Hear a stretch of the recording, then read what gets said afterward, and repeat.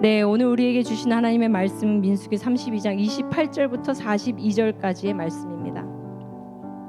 민수기 32장 28절부터 42절입니다. 네, 우리 싱어분들께 좀 마이크를 들고 교독해 주시길 부탁드립니다. 우리 형제자매 한 절씩 교독하도록 하겠습니다. 자, 우리 형제님들부터 28절입니다. 시작. 이에 모세가 그들에 대하여 제사장 엘르아살과 눈의 아들 여호수아와 이스라엘 자손 지파의 수령들에게 명령하니라. 모세가 그들에게 이르되 갓 자손과 르우벤 자손이 만일 각각 무장하고 너희와 함께 요단을 건너가서 여호와 앞에서 싸워서 그 땅이 너희 앞에 항복하기에 이르면 길르앗 땅을 그들의 소유로 줄 것이니라. 그러나 만일 그들이 너희와 함께 무장하고 건너지 아니하면 그들은 가나안 땅에서 너희와 함께 땅을 소유할 것이니라. 갓 자손과 르우벤 자손이 대답하여 이르되 여호와께서 당신의 종들에게 명령하신 대로 우리가 행할 것이라. 우리가 무장하고 여호와 앞에서 가나안 땅에 건너가서 요단 이쪽을 우리가 소유할 기업이 되게 하리이다. 모세가 갓 자손과 르우벤 자손과 요셉의 아들 무다세 반 지파에게 아모리인의 왕 시온의 나라와 바산 왕 옥의 나라를 주되 곧 그 땅과 그 경내의 성읍들과 그 성읍들의 사방 땅을 그들에게 주매. 갓 자손은 디본과 아다롯과 아로엘과 아다롯 소방과 야셀과 욕부하와 벳니무라와 벳하란들의 견고한 성읍을 건축하였고 또 양을 위하여 우리를 지었으며 르우벤 자손은 헤스본과 엘라레와 기라다임과 느보와 바알모온들을 건축하고 그 이름을 바꾸었고 또 신마를 건축하고 건축한 성읍들의 새 이름을 주었고 므낫세의 아들 마길의 자손은 가서 길르앗을 쳐서 빼앗고 거기 있는 아모리인을 쫓아내매. 모세가 길르앗을 므낫세의 아들 마길에게 주매 그가 거기 거주하였고 므낫세의 아들 야일은 가서 그 촌락들을 빼앗고 하본 야일이라 불렀으며 노바는 가서 그낫과 그 마을들을 빼앗고 자기 이름을 따라서 노바라 불렀더라. 아멘. 아멘. 오늘 우리에게 주시는 말씀은 민수기 32장. 아침에 많은 분들이 큐티 하셨을 거라고 생각이 됩니다. 사실은 어떻게 날짜가 이렇게 딱 겹치죠? 기도원 삼행용사 모임이 있을 때 참 역사적인 일들이 많이 터집니다. 저희 12월 3일에도 저희 기도 모임 마치고 집에 가자마자 계엄령이 터지고 또 이번에 대선이 또 겹쳐가지고 참 이 타이밍이 자로 잰 듯 하나님이 중요한 일 있을 때마다 이 모임을 모이게 하시는 게 참 신기하다는 생각을 하게 됩니다. 그렇지 않아요? 대선이 6월 2일일 수도 있고 6월 4일일 수도 있잖아요. 근데 화요일인 것은 결코 우연이 아니라고 생각합니다. 이 중요한 때에 하나님은 당신의 백성이 모여 함께 기도하기를 기뻐하시는 줄 믿습니다. 그리고 우리를 이 자리에 불러주셨습니다. 기도원의 300용사 이름처럼 이스라엘 백성이 전쟁할 때 32,000명의 많은 사람들이 왔지만 하나님은 당신의 영광을 드러내기 위해서 300명만 데리고 전쟁하기로 정하십니다. 그리고 300명을 통해서 하나님이 누구신지를 이스라엘 민족 가운데 나타내시며 온 민족을 구원하십니다. 하나님이 우리 한 사람 한 사람을 이곳에 불러 모으신 줄 믿으시길 바랍니다. 왜 꼭 나여야 돼요? 다른 사람들 투표하고 맛있는 거 먹고 집에서 쉬는 시간에 왜 꼭 여러분이 이 자리에 있어야 됩니까? 하나님이 부르셨기 때문입니다. 기드온의 300용사로 전쟁하는 자로 승리를 맛보는 자로 하나님의 역사를 목도하는 자로 하나님께서 여러분들을 부르신 줄 믿습니다. 우리의 기도를 들어서 하나님이 일하시기로 작정하셨습니다. 너무나 영광이지 않습니까? 정말 영광입니다. 아무 능력도 없고 아무 힘도 없고 지혜도 없고 부족함 투성인 것은 우리 각자가 너무나 잘 압니다. 그럼에도 불구하고 하나님의 선택에는 실수가 없으시고 하나님이 그렇게 우리를 이 자리에 불러주신 줄 믿습니다. 오늘 밤 여러분의 기도를 통해서 하나님이 일하십니다. 아멘. 아직 전쟁 끝나지 않았습니다. 아니요, 오히려 이제 시작입니다. 이 엄청난 싸움에 우리를 전쟁하는 자로, 그리고 반드시 이기는 자로 하나님 우리를 부르신 줄 믿습니다. 아멘입니다. 오늘 말씀의 제목은 이 큐티 본문에 있는 제목과는 좀 다릅니다. 제가 정한 제목은 한번 띄워주실까요? 다 같이 한번 읽어볼게요. 시작. 반드시 이루시는 하나님, 반드시 이기시는 하나님, 반드시 성취하시는 하나님이십니다. 할렐루야. 오늘 본문은 특별히 요단의 동편에 갓 족속과 르우벤 족속과 므낫세 반 족속이 그 땅을 취하는 내용을 우리에게 소개해주고 있습니다. 처음에 사실은 본문을 좀 바꾸려고 그랬어요. 제가 지난주에 오늘 본문 말씀이 어디지? 라고 미리 컨닝을 한번 하고, 여기 오늘 굉장히 중요한 날인데, 오늘 굉장히 중요한 하나님의 메시지가 필요하고, 특별히 우리가 기도하고 붙잡아야 될 말씀이 필요한데, 라고 고민하면서 이 말씀을 살짝 지난주에 컨닝했을 때 제가 본문을 바꿀까 했습니다. 다른 말씀. 그래서 하나 찜을 해놓고 사실 그 말씀을 일주일 내내 묵상을 했어요. 그런데 이번 주 들어서 하나님 다시 원래대로 돌아가라라고 말씀을 주셨습니다. 자, 그래서 이 말씀을 천천히 살펴보니 굉장히 놀라운 역사적인 사건이 숨겨져 있더라고요. 그게 뭔가요?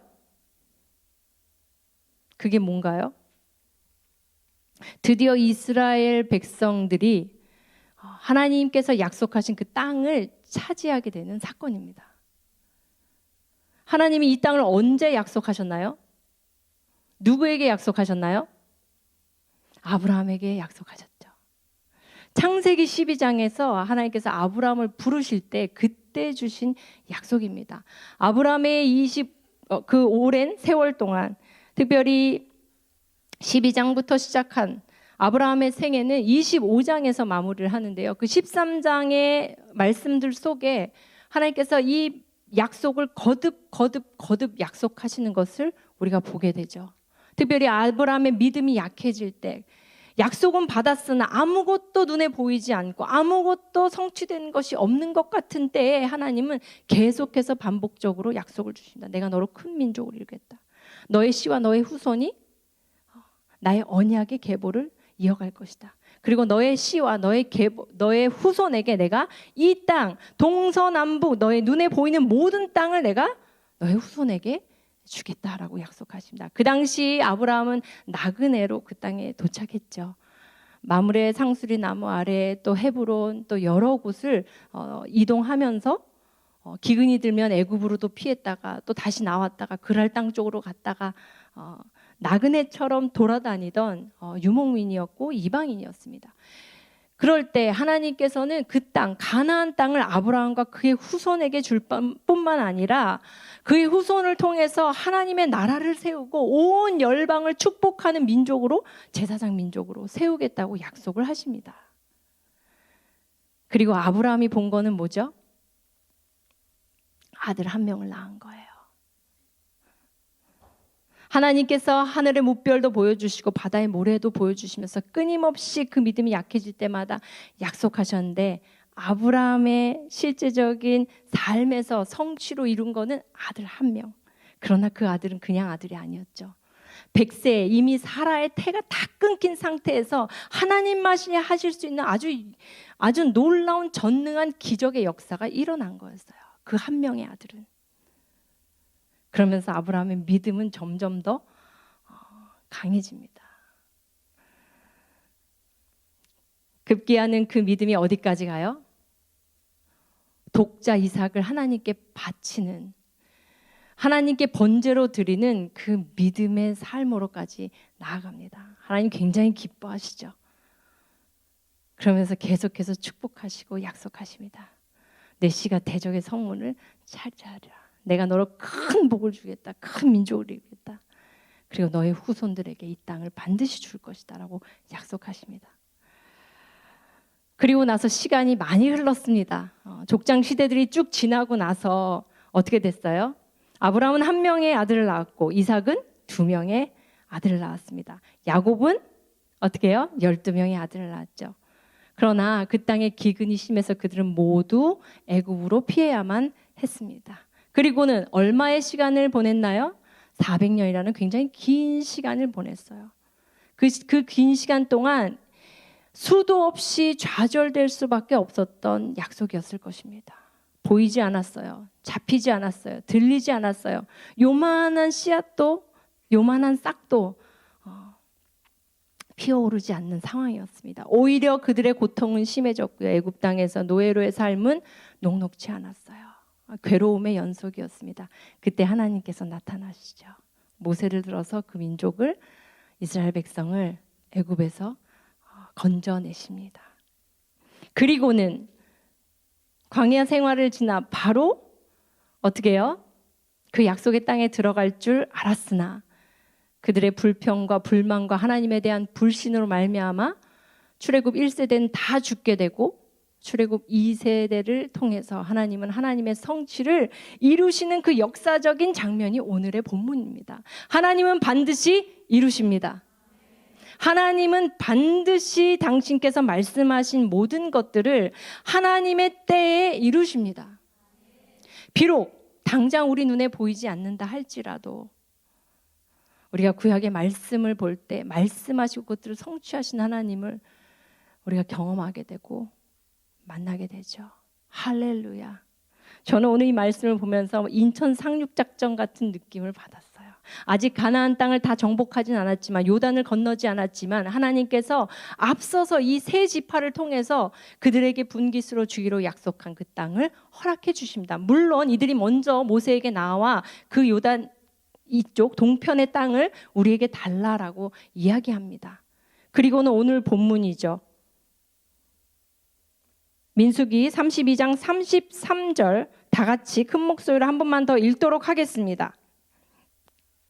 네, 33절입니다. 시작. 모세가 갓 자손과 루벤 자손과 요셉의 아들 므낫세 반 지파에게 아모리인의 왕 시온의 나라와 바산 왕 옥의 나라를 주되 곧 그 땅과 그 경내의 성읍들과 그 성읍들의 사방 땅을 그들에게 주매. 할렐루야, 할렐루야, 아멘입니다. 하나님이 드디어 이스라엘 백성에게 그 땅을 첫 기업으로 분깃으로 주는 장면입니다. 모세가 그들에게 주매. 그런데 모세가 준 건가요? 아니요. 하나님이 주신 거예요. 하나님이 주신 거예요. 누구에게 약속한 것을? 창세기 아브라함에게 약속한 것을 그의 후손에게 주십니다. 하나님은 당신의 약속을 절대로 잊지 않으십니다. 그 뜻을 이루실 그 때를 정확히 알고 계시고 반드시 그 때에 하나님의 일들을 이루십니다. 아멘. 오늘 그 역사적인 드디어 이스라엘 백성이 약속의 땅에 들어가 그 땅을 차지하는 그 땅의 분깃을 취하는 그 은혜의 장면을 우리가 목도하고 있습니다. 할렐루야. 하나님 반드시 대한민국을 축복하실 것입니다. 우리 눈에 지금 당장 보이지 않아도 우리 손에 잡히지 않아도 우리의 귀에 들리지 않아도 하나님은 절대로 이 나라 이 민족을 버리지 않습니다. 믿으시길 바랍니다. 약속을 이루시는 하나님, 주여 성취하신 하나님께서 반드시 하나님의 때에 이루실 것입니다. 오늘 밤에 우리에게 요구되는 것은 다른 것이 아닙니다. 여러분 믿으십시오. 반드시 이루시는 하나님을 믿으셔야 됩니다.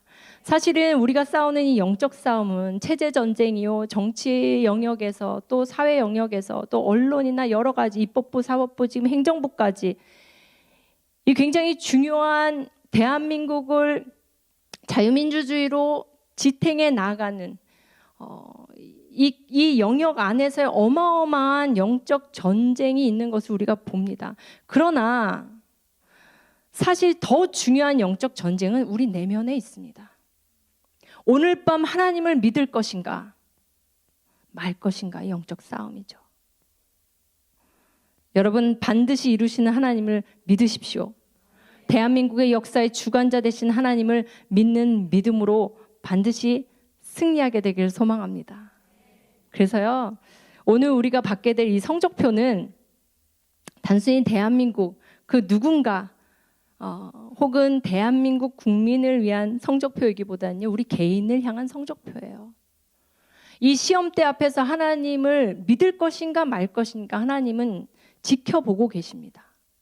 거친 파도와 태풍 속에서, 광풍 속에서 평온히 서 계시는 예수 그리스도를 믿고 물 위로 발걸음을 뗄지 안 뗄지를 지켜보시는 매우 엄중한 시험대 위에 우리 개인이 오늘 밤 서 있는 것을 여러분 기억하게 되길 바랍니다. 그리고 믿음을 지키시게 되길 바랍니다. 어떠한 상황과 환경 속에서도 반드시 하나님의 뜻을 이루실 것들 우리가 기대하고 승리하신 하나님을 바라보게 되길 소망합니다. 그래서요, 저들이 어떻게 해서 나라가 망하는 게 아니에요. 오늘 밤 나의 믿음을 통해서 하나님이 일하실 것입니다. 자, 구약은 총 몇 권이죠? 39권입니다. 성경은 66권입니다. 헷갈리시는 분 없죠? 성경은 한 권인데 하시는 분 없죠? 성경은 66권입니다. 그 중에 구약은 39권이죠. 자, 구약의 대부분은 특별히 17권의 책, 창세기부터 시작된 창세기부터 에스더까지 이어지는 17권의 책은 우리가 역사서라고 부릅니다. 역사. 태초에 하나님께서 천지를 창조하시고 3장에서 인간이 타락한 죄의 근원이 어디에서 시작됐는지를 보여주고 있고요. 그 이후에 하나님께서 인류 역사 안에 어떻게 일하시며 특별히 하나님의 백성, 이스라엘 백성들을 택하셔서 하나님의 하나님 되심을 어떻게 그들의 역사 안에서 펼치시며 일하시는지를 보여주고 있습니다. 39권 중에 17권이면 거의 절반이죠. 절반이 역사서예요. 우리는 이스라엘 역사를 배우고 있습니다. 단순하게 이스라엘 역사를 지식으로 배우는 것이 아니라 이스라엘 역사 안에 일하시고 나타나신 하나님을 배우는 거예요. 그 하나님을 알아가는 거예요. 자, 17권은 역사서고 욥기를 시작으로 아가서까지는 우리가 성문서 혹은 지혜서라고 이야기합니다. 하나님과의 관계, 하나님의 백성이 하나님과의 관계를 어떻게 누릴 것이며 무엇이 복이 되는지를 가르쳐주는 책이에요. 그리고는 이사야서부터 말라기까지 다시 한번 17권의 책이 선지자들의 이야기입니다. 그걸 우리는 선지서라고 불러요. 자, 그렇게 치면 구약의 39권 중에 17권은 역사서, 그리고 또 뒤편에 나오는 중간에 5권을 제외한 뒤편에 나오는 17권은 그 역사 안에서 일하시는 하나님의 말을 대언한 선지자들의 이야기입니다. 그렇다 치면 구약을 전체로 통틀어 볼 때 우리는 역사 안에 일하시는 하나님의 책이라고 말할 수 있어요. 인류 역사의 주관자 되신 하나님께서 어떻게 개입하시며 아니요, 어떻게 다스리시며 통치하시는지를 보여주는 역사서가 구약 책입니다. 이해하셨죠? 단순히 저 멀리 있는 이스라엘 나라의 역사가 아니고요. 어제나 오늘이나 영원토록 동일하신 하나님께서 무엇을 기준으로 어떻게 다스리시며 역사 안에서 어떻게 일하시는지를 보여주고 나타내는 책이 구약입니다. 하나님의 역사 안에서 일하십니다. 역사 안에 많은 상황들과 사건들을 통해 일하십니다. 하나님의 역사는, 하나님의 주권은, 하나님의 다스림은 두 가지로 나타납니다. 구약을 좀 간단하게, 조금은 단순하게 요약을 하면 심판이냐 구원이냐입니다. 한쪽에서는 맹렬히 올라오는 죄악들에 대해서 하나님은 공의로 심판하십니다. 한쪽은 하나님을 경외하는 자들을 끊임없이 구원하시는 이야기가 나옵니다. 자, 그렇다면 하나님의 심판과 구원의 기준은 뭡니까? 더 의롭게, 더 도덕적으로, 더 윤리적으로 깨끗하게 사는 삶을 기준으로 하나님 심판하시나요? 혹은 축복하시나요? 그렇지 않습니다. 하나님을 경외하고 하나님을 사랑하고 하나님을 믿고 따르는 자에게, 하나님을 두려워하는 자에게 하나님은 복을 내주시고요. 또 그들을 구원하시고요. 하나님을 멸시하고 업신여기고 우습게 여기는 자들을 반드시 심판하시는 내용이 구약의 이야기입니다. 이 하나님은 어제나 오늘이나 동일하고 대한민국 지금 이 땅을 다스리는 하나님이십니다. 여러분, 우리는 대한민국의 역사를 우리 하나님의 역사라고 이야기합니다. 이 역사 안에는 정말 많은 하나님의 주권적 은혜를 우리가 볼 수 있습니다. 온 우주 만물을 다스리시고 인류의 역사를 다스리시는 하나님의 주권은요, 단순하게 필요에 따라 개입하시는 하나님이 아니시고요, 모든 것을 주도하시는 하나님이십니다. 믿으십니까? 마치 문제가 생겼을 때 경찰을 부르듯 하나님의 공의 앞에 가지고 나아가는 것이 아니라, 마치 문제가 생기고 분쟁이 생겼을 때 법원에 가서 하나님의 판결을 구하는 그런 하나님의 개입이 아니라, 하나님의 통치는, 하나님의 주권적 역사는 처음부터 끝까지 모든 상황과 사건들을 이끌어 가시는 하나님의 주권적 역사요, 개입입니다. 그렇다면 대한민국 역사에 지금처럼 대한민국 건국 이래 물론 많은 위기의 때들을 우리가 경험했죠. 그때마다 일어난 모든 상황과 사건들을 다 하나님께서 주관하시고 허락하셨던 것이라면, 그리고 그 가운데 심판하시는 때도 있고 구원하시는 때가 있었다면, 과연 오늘 대한민국 역사에 매우 중요한 사건과 상황 속에 있는 지금 이 시간에 우리 하나님은 무엇으로 통치하고 계시는가? 그분의 공의로 이 땅을 심판하고 계시는가? 아니면 그분의 자비와 은혜로 이 민족을 구원하고 계시는가? 내일 새벽쯤 되면 우리는 성적표를 받게 됩니다. 떨리시죠? 사실 저도 많이 떨립니다. 오늘 하루 종일 투표율 좀 희망을 많이 걸었죠. 많은 이들이 80%가 넘으면 좀 우리가 기대하는 그런 어떤 결과를 좀 기대해 볼 만하다라는 이야기를 듣고 계속 이 투표율이 올라가고 좀만 더 올라가라 마음으로 계속 기도하면서 왔습니다. 지금은 어떻게 되죠? 79.3인가요? 네. 그러나 한참 그것에 집중했을 때 하나님이 누가 일할 것은 넌 무엇을 의지하고 있느냐? 무엇을 의지하고 있느냐? 제 마음에 도전하셨어요. 정말 기적을 베푸시고 일하시고 역사하시고 대한민국의 지금 상황을 그 의로운 오른손에 쥐시고 붙드시고 일하시는 정말 주권자 하나님을 의지하느냐, 아니면 눈에 보여지는 소문, 눈에 보여지는 상황, 되어지는 모든 것들에 마음을 쏟고 있느냐. 여러분, 우리는 주권자 하나님이 모든 상황과 사건들을 다스리고 계심을 믿게 되길 바랍니다. 아멘? 아멘입니다. 우리 하나님은 대한민국을 다스리고 계십니다. 그 어떠한 상황도 허투루 되어진 일은 없습니다. 하나님이 단순하게 필요할 때만, 우리가 기도할 때만, 우리가 위급할 때만 개입하시는 분이 아니라, 하나님은 처음부터 끝까지 모든 상황과 환경을 다스리는 분이요, 하나님의 뜻을 그 가운데 나타내는 분이십니다. 심판도 하나님의 뜻이요, 구원도 하나님의 뜻입니다. 여러분, 하나님의 백성, 하나님의 자녀에게는요, 심판도 구원이고 구원도 구원이에요. 이 공식을 이해하시나요? 심판도 혹은 징계도 구원이고요, 구원도 구원이에요. 아마 부모님들은 다 아실 겁니다. 자녀를요, 야단칠 때도 사랑이고요, 격려할 때도 사랑이에요. 자녀만 몰라요, 그거를. 자녀들은 야단치면 사랑 안 한다고 생각하고요, 칭찬해주면 사랑한다고 생각해요. 아닙니다. 부모에게 징계는 사랑이에요. 어쩌면 조금 더 힘든 모양의 사랑입니다. 더 많은 마음을 쏟아야 되는 사랑이에요. 두렵고 떨리는 사랑이에요.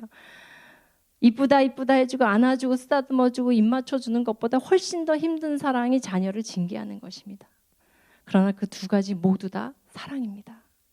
하나님이 오늘 밤 우리에게 어떤 성적표를 보여주실지 우리는 알 수 없으나, 그러나 믿게 되길 바랍니다. 하나님의 징계는 우리에게 구원이 될 것입니다. 이 민족을 다시 깨우고 일으키는 일이 될 것입니다. 그리고 하나님의 구원의 은혜는 더 큰 은혜 앞으로 우리를 낮아지게 만들 것이고 하나님의 정말 구원의 통로가 되는 우리로 겸손하게 일어나게 할 것입니다. 그래서 둘 다 이기는 거예요. 아멘? 둘 다 승리하는 겁니다. 왜요? 우리 하나님이 계시기 때문에 그렇고요. 우리 하나님의 주권적 손 안에 이 모든 상황이 있기 때문입니다. 이걸 믿는 믿음의 싸움이 오늘 우리에게 주어진 숙제예요. 그래서 믿음을 지키십시오. 믿음을 지키십시오. 반드시 이루실 하나님을 믿는 믿음을 여러분 지키셔야 됩니다. 이 믿음을 하나님이 보시고 어떠한 역전을 허락하실지 몰라요. 아멘. 하나님은 날마다 믿음을 보길 원하세요. 하나님은 날마다 그 믿음을 보시고 그 믿음을 통로로 우리를 축복하길 원하십니다. 아브라함이요 정말 기대함으로 떠났어요. 75세의 아이도 없는 아브라함이 큰 민족을 이루겠다는 하나님의 약속을 믿고 갈대아 우르를 떠났습니다. 그런데요 얼마나 오랜 시간 하나님이 끄셨는지 몰라요. 사라의 태가 다 끊어질 때까지. 그 사이에 아브라함이 이런저런 방법을 다 생각합니다. 그냥 나의 종 엘리에셀이 나의 상속자가 되면 안 됩니까? 하갈을 취해서 이스마엘이나 좀 축복해 주십시오. 아니, 내가 반드시 나의 뜻을, 나의 온전한 뜻을 너의 삶에 이룰 거야. 하나님은 반드시 이루십니다. 대한민국을 세우실 때 하나님이 계획하신 그 사명이 있습니다. 우린 사명이 있는 민족입니다. 그 사명이 없었으면 여기까지 오지도 못했습니다. 하나님은 반드시 그 사명을 하나님이 성취하실 것입니다. 누굴 통해서? 하나님을 믿는 믿음의 사람들을 통해서. 그렇게 역사는 흘러가고 있습니다. 무엇을 향해? 온 인류를 구원하시는 하나님의 은혜를 향해 흘러가고 있습니다. 구약의 말씀들을 보면 심판도 나오고 심판 속에서 구원하시는 은혜도 나오고 계속해서 반복되는 하나님의 역사를 우리가 볼 때 그럼에도 불구하고 그 밑에 쭉 한결같이 변함없이 흐르는 하나님의 구원의 경륜이 있었어요. 그게 뭐예요? 메시아를 이 땅에 보내시는 겁니다. 이스라엘 백성은요 정말 하나님 앞에 패역함으로 북이스라엘도 망하고 남유다도 망하고 포로로 끌려갔다가 다시 돌아왔다가 많은 그 역사의 순간들, 역사의 사건들을 겪게 돼요.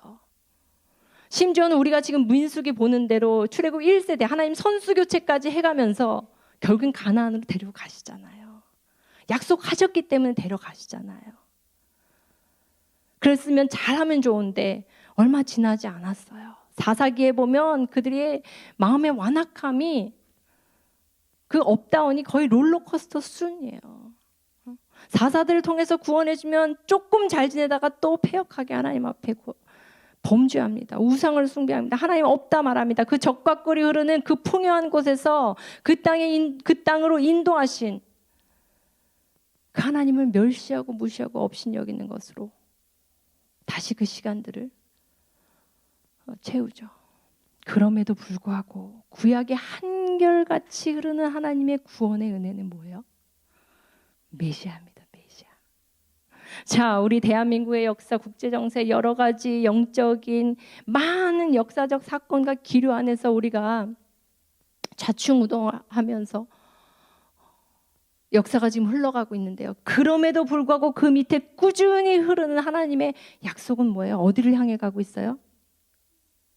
예수 그리스도의 다시 오심을 향해서 한 번도 멈추지 않고 한 번도 방해받지 않고 한 번도 흔들리지 않고 꾸준히 흘러가고 있는 줄 믿습니다. 할렐루야.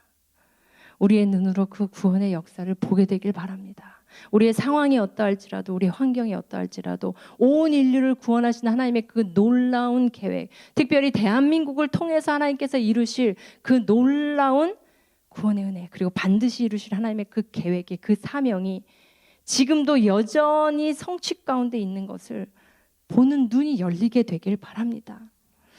하나님은 이 민족을 그냥 부르지 않으셨어요. 아들의 생명값을 치르셨습니다. 이 대한민국을 자유민주주의 국가로 이 동쪽 끝에 정말 점과 같이 이 어마어마한 이 아시아 대륙이 빨간 공산주의로 물들어가는 50년대, 60년대 공산주의, 하나님을 대적하는 악의 영들을 다 집어삼킴을 당하고 모든 기독교가 다 탄압이 되고 예수 믿는 자들이 옥에 갇힐 뿐만 아니라 순교를 당하는 시대의 이 동쪽 끝에 하나님 대한민국을 세우셨어요. 그래서 성령으로 기름 부으셨어요. 그 기름 부은 대한민국이요, 짧은 시간에 엄청난 축복으로 이 땅의 복의 근원이 어디로부터 오는지를 전 세계로 보게 하셨습니다. 그리고 열방의 빛으로 삼으실 것들을 약속하셨어요. 너무나 많은 선교사님들을 통해서 대한민국이 생겨나기도 전에, 대한민국이 태어나기도 전에 이 나라를 통해서 하나님 무엇을 하길 원하시는지 그 사명을 매우 선명하게 알려주시죠.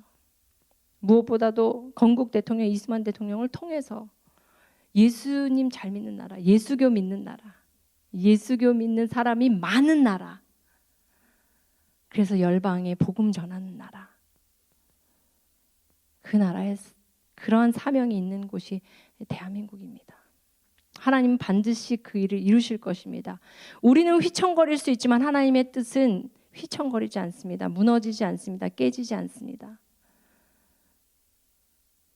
그래서 통일은 반드시 올 거예요. 제 지난 시간에도 이야기했죠.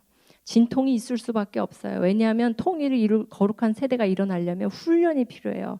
지금 이 정신 상태로, 지금 이 영적 상태로 통일이 오면 다 죽습니다.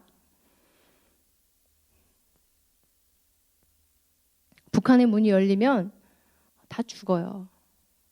그래서 하나님이 막 흔들어 깨우시는 거예요. 막 훈련시키는 거예요. 광풍 속에서 바다 위를 걸으라고, 나오라고 하는 거예요. 자꾸. 그럼 너희 믿음이 어디 있냐라고 하는 거예요. 이 환경에 있냐, 상황에 있냐, 뭐 어디에 있느냐, 정말 나를 믿느냐, 이래도 나를 믿느냐, 내가 일할 것을 믿느냐, 내가 반드시 행할 것을 믿느냐. 여러분, 오늘 우리가 큰 소리로 주여 믿습니다 하게 되길 바랍니다.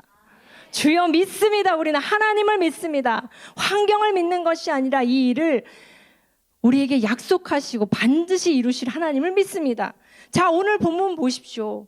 수백 년이 지났지만 하나님은 잊지 않으시고 반드시 이루셨습니다. 그 처음 땅을 갓 지파와 르우벤 지파와 므낫세 반 지파에게 요단 동편의 땅을 하나님이 주셨어요. 아모리 왕 시온과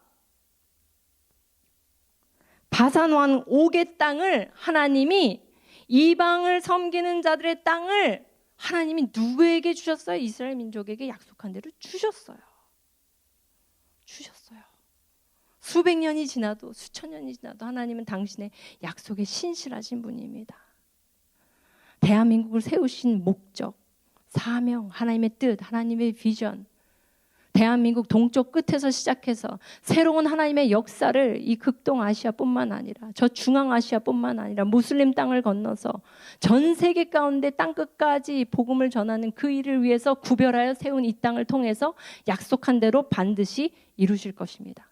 그때는 우리가 알 수 없습니다. 그때는 우리가 알 수 없어요. 우리 사도행전 한번 볼까요? 사도행전 1장입니다.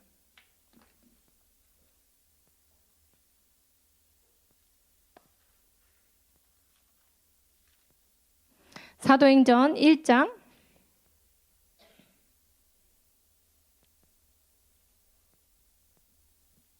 4절부터 8절까지 읽겠습니다. 사도행전 1장 4절부터 8절까지입니다. 시작. 사도와 함께 모이사 그들에게 분부하여 이르시되 예루살렘을 떠나지 말고 내게서 들은 바 아버지께서 약속하신 것을 기다리라. 요한은 물로 세례를 베풀었으나 너희는 몇 날이 못되어 성령으로 세례를 받으리라 하셨느니라. 그들이 모였을 때에 예수께 여쭈어 이르되 주께서 이스라엘 나라를 회복하심이 이때이니까 하니 이르시되 때와 시기는 아버지께서 자기의 권한에 두셨으니 너희가 알 바 아니요 오직 성령이 너희에게 임하시면 너희가 권능을 받고 예루살렘과 온 유대와 사마리아와 땅끝까지 이르러 내 증인이 되리라 하시니라. 아멘. 아멘. 예수님께서 부활하시고 이제 하늘로 승천하시기 전에 제자들을 불러 모으시고 그들에게 명령하시죠. 예루살렘을 떠나지 말고 성령의 세례를 받으라라고 이야기하십니다. 근데 그때 또 뜬금없이 제자들이 예수님께 여쭈어 묻죠. 주께서 이스라엘 나라를 회복하심이 이때니까. 제가 옛날에는 좀 제자들이 좀 한심스러워 보였어요. 아니, 죽으시고 부활하신 예수님 앞에 또 이런 이야기, 또 정치적 메시아, 나라의 회복에 대한 이야기가 왜 또 나오지? 근데요, 이번에 이 말씀을 새롭게 묵상하는데 이해가 되는 거예요. 우린 자꾸 물어요. 하나님 누가 될 거예요? 하나님 우리 기도한 사람이 되나요? 대한민국은 어떻게 되나요? 자유민주주의 지킬 수 있나요? 여기 만약에 전체주의로 바뀌면 우리는 어떻게 돼요? 중국이 넘어오면 어떻게 돼요? 우리도 신장 위구르처럼 되면 어떻게 돼요? 뭐 이런 이야기들 계속 이야기하는 거예요. 우리는 또 묻습니다. 하나님 통일의 때는 언제 와요? 우리 정말 한반도가 자유민주주의 체제로 복음 통일이 정말 될 건가요? 그게 이때입니까? 그게 이때입니까? 그래서 예수님 뭐라 그러셨어요? 때와 기한은 아버지의 권한에 있으니까 너희가 알 바 아니다 라고 이야기합니다. 알 바 아니다. 그러니까 신경 쓰지 말라는 얘기가 아니고요. 때를 기다리며 믿으라라는 이야기예요. 하나님의 약속은 반드시 하나님이 이루실 거기 때문에 그냥 하나님의 때를 기다리라. 근데 그냥 기다리는 게 아니라 성령을 받고 권능을 받고 증인된 삶을 살면서 기다리라라고 이야기합니다. 오늘 우리가 성령을 받게 되길 바랍니다. 하나님 새벽에 이 사람이 될까요? 저 사람이 될까요? 라는 질문은 내려놓고 이로 인해서 저로 인해서 대한민국의 통일은 언제 올까요? 라는 질문은 내려놓고 그것은 우리가 알 바 아니요. 그건 다 하나님의 주권적 역사에 달린 일이고 너희는 뭐야? 성령을 받으라. 성령의 권능을 받으라. 그리고 나의 증인된 삶을 살아라. 그러면 그때는 온다. 반드시 온다. 그래서 하나님의 영역과 우리의 영역을 완전히 갈라 놓으셨어요. 완전히 구분시켜 놓으셨어요. 하나님은 반드시 하나님의 약속을 성취하시고요. 우리는 성령을 받으면 됩니다. 성령을 권능을 받고 예루살렘과 온 유대와 사마리아 땅끝까지 증인으로 살면 됩니다. 그걸 이야기하고 있는 거예요.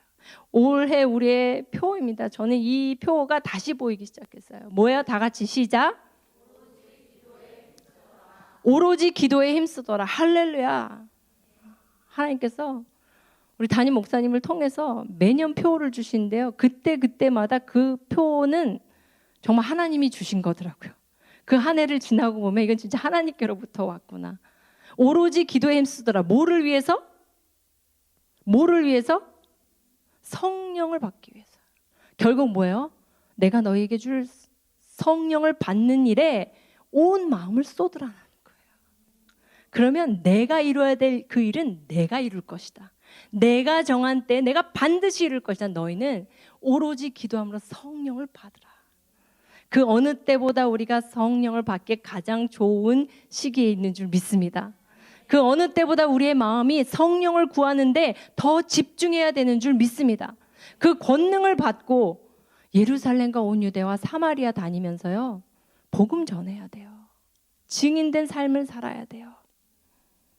그러면 나머지는 하나님께서 다 이루십니다. 아멘.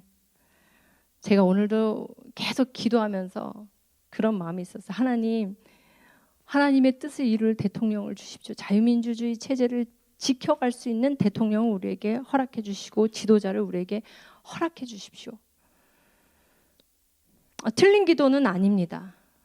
그럼에도 불구하고 성령께서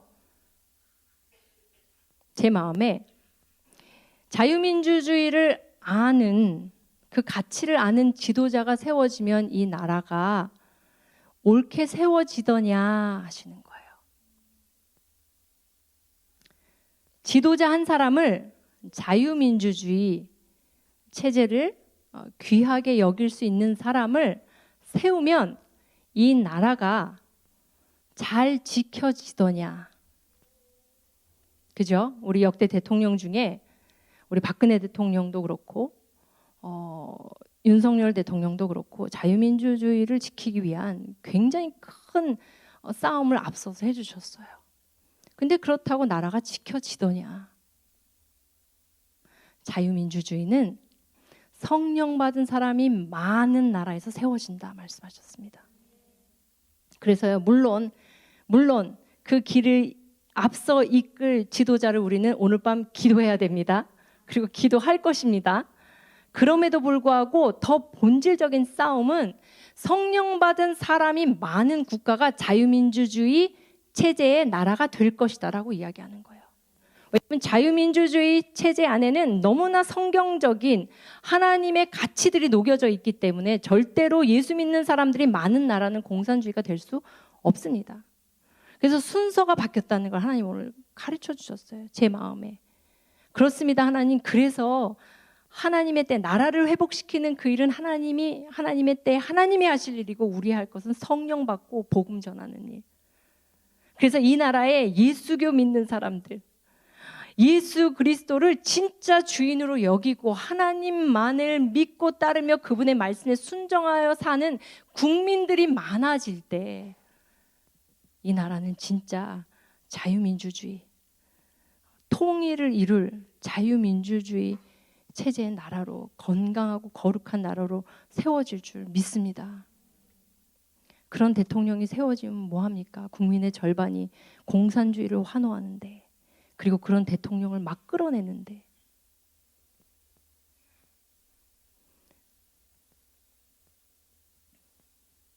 오늘 밤 우리 기도하며 나아갈 때 하나님 그렇습니다.